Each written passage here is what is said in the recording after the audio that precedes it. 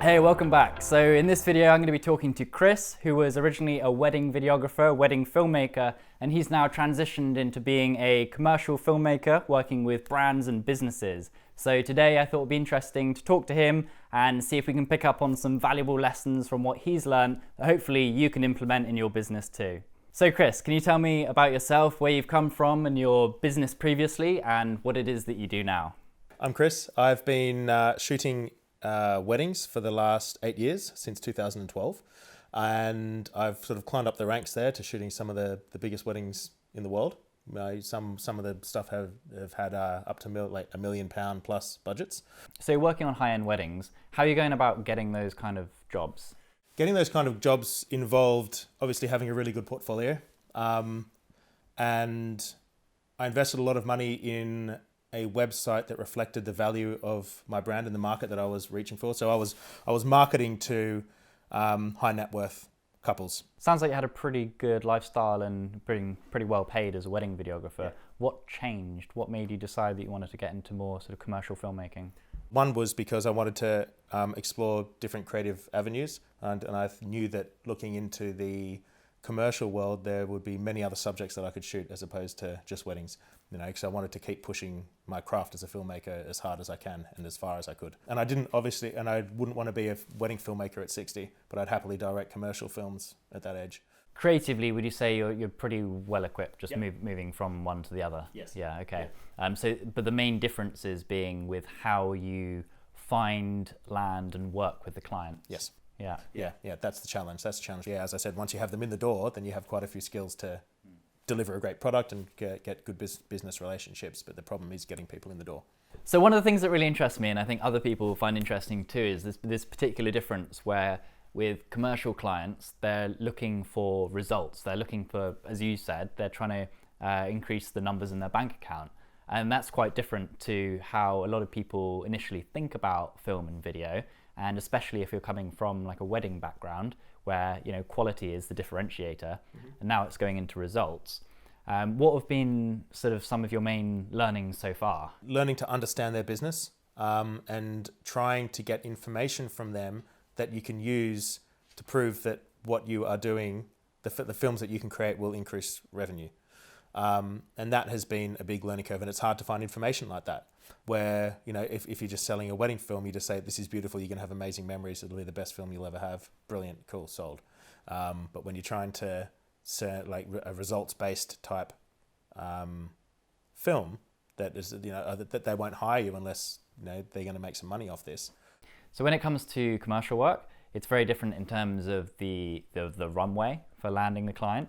So it might take 1, 2, or 3 months to land a commercial client, but the payoff is much greater, and it could be a client for life. And sometimes it can just take 1 or 2 clients to make a business. Some people have 1 or 2 huge clients that make up for 80% of their revenue. Can you tell me about kind of like niching down and the different sort of approach that you need to take for finding fewer higher quality clients? Mm-hmm. With the wedding stuff, it's so easy for me to sell. They just need to see my work, and generally that I'll have emails. I'll just have an inquiry come through, and within 2 days or a day, they're like, "Cool, you're confirmed. We want you." Bam. There's a deposit, 10 grand in your bank. Job done. It can knock you down a bit when you speak to people, and they're like umming and ahhing, and it can make you. It can hit your confidence a little bit as a filmmaker. That was a shift of just saying it's okay, because it does take longer to develop these business relationships, and it's not as quick a turnaround. With a commercial client, it might be less per job, but you could end up having, £1 million worth of work over the next, 10 years. What has Video Business Mastery kind of taught you in terms of those steps of how to get clients in through the door? The approach for how to approach a client, the psychological way of using certain words, just to softly softly nudging them towards the door, or to engage in another conversation, just to start and build a relationship before you even talk about creating anything. And the approach of showing that you've looked into their website and you've looked into their company, and you found that there are ways that you can help bring value to their business and bring clients in. I found that quite valuable.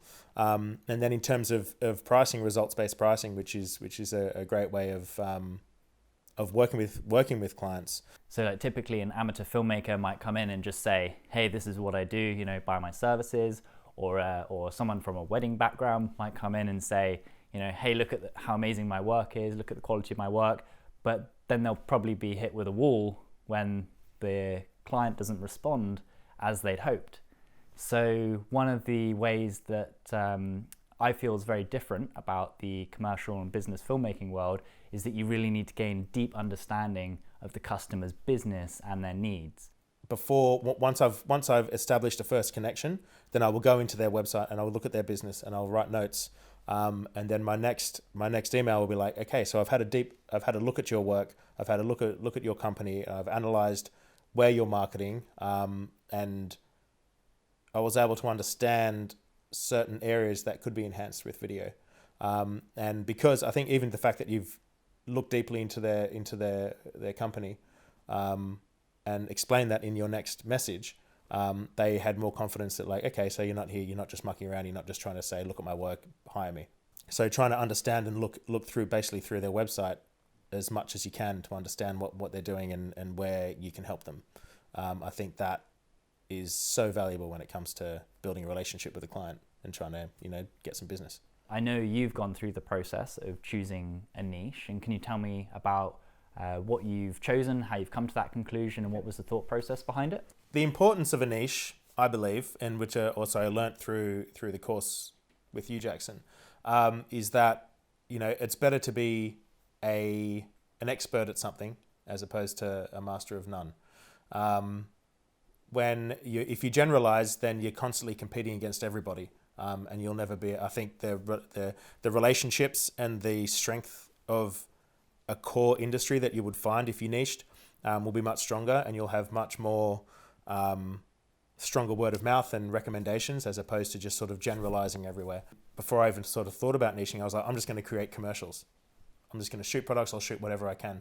And then I realized through the process, what are my strengths? You know, that was one of the questions that I learned in the course. What are your strengths? What are you really good at? And I was like, creating emotional films. I was like, okay, so how do I make that commercial? And I was like, well, you could do a 30-second film that can help, you know, especially for the clients that I'd be looking for would be clients that are creating a service or a product that helps people or helps enrich a life, where if I can deliver that emotionally and show how I've been able to affect people's lives with a certain product or a service, I'd be able to deliver a strong piece of marketable material that can be monetized. Finding that niche was crucial for me to take the next step. So who am I going to actually start contacting? So if I hadn't niched, then I'd be like, I don't know, do I just choose 1 million people and just contact them randomly, or can I focus my marketing and focus the sort of cut and paste emails that I'll be sending to people, you know, obviously with tweaks, but I'll get my sales pitch more honed and a lot more effective. Have you got any particular advice for someone who's looking to do what you've done? Find advice, do a course, you know, like the business mastery. That will save you a lot of time. That'll save you a lot of time and help you, you know, learn how to structure everything behind the scenes, so that when you do get that client come through that say, hey, I want to throw 100K at you, you're not going to freak out and not know what to do. You'll be ready for it. Embracing change from moving from weddings into the commercial industry is a lot of fun. It can be daunting at times, but I think once you figure out those technical parts of running the business and getting clients in the door, then a lot of the stuff that you've learned in the wedding world will really be an advantage compared to other filmmakers. And you'll develop much longer relationships as opposed to getting that one client, doing the film and then never seeing them again. So that'll be really valuable, and then eventually you can turn it into quite a profitable business, I believe. Yeah. Nice, cool. Well, thanks for talking to me. My pleasure. So I hope you found this video useful, and if you'd like to learn more about the business of video production, then check out the free 1-hour filmmaking training that I'll link in the description below, and I'll see you in the next video.